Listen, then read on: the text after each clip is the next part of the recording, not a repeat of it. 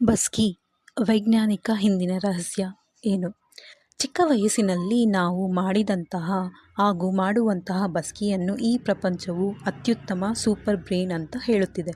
ನಮ್ಮ ಸಂಪ್ರದಾಯ ಕಾಲವನ್ನು ದಾಟಿ ಪ್ರತಿದಿನ ಒಂದು ವಿಜ್ಞಾನವಾಗಿ ನಿಂತಿದೆ.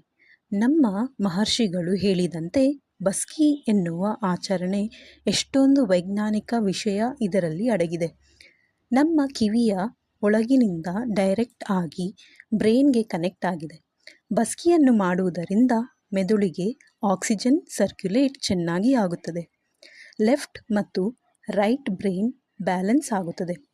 ಅಷ್ಟೇ ಅಲ್ಲದೆ ನಮಗೆ ನಮ್ಮ ಶರೀರದಲ್ಲಿ 7 ಚಕ್ರವು ಮುಖ್ಯವಾಗಿ ಮೂಲಾಧಾರ ಚಕ್ರ ಆಕ್ಟಿವೇಟ್ ಆಗುತ್ತದೆ.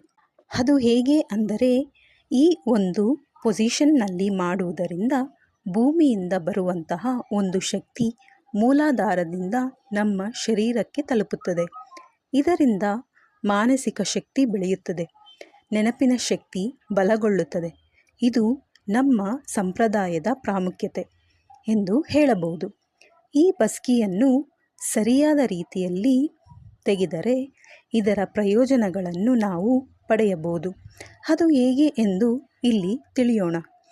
ಈಸ್ಟ್ ಫೇಸ್ ತಿರುಗಿ ಮುಖ ಮಾಡಿ ಬಲಗೈಯಿಂದ ಎಡ ಕಿವಿಯನ್ನು, ತುದಿಯ ಕಿವಿಯನ್ನು ಹಾಗೆ ಎಡಗೈ ಬಲ ಕಿವಿಯಿಂದ ಇಟ್ಟುಕೊಂಡು, ಅಂದರೆ ಹೆಬ್ಬೆಟ್ಟಿನಿಂದ ಈ ಕಿವಿ ತುದಿಯಲ್ಲಿ ಇಟ್ಟುಕೊಂಡು ಮಿಕ್ಕ ಬೆರಳುಗಳು ಕಿವಿಯ ಹಿಂದೆ ಇಟ್ಟುಕೊಂಡು ಬಸ್ಕಿಯನ್ನು ಅದರಲ್ಲಿ ಶ್ವಾಸವನ್ನು ತೆಗೆದುಕೊಂಡು ಬಸ್ಕಿಯನ್ನು 10 ರಿಂದ 15 ಸಾರಿ ಮಾಡಬೇಕು.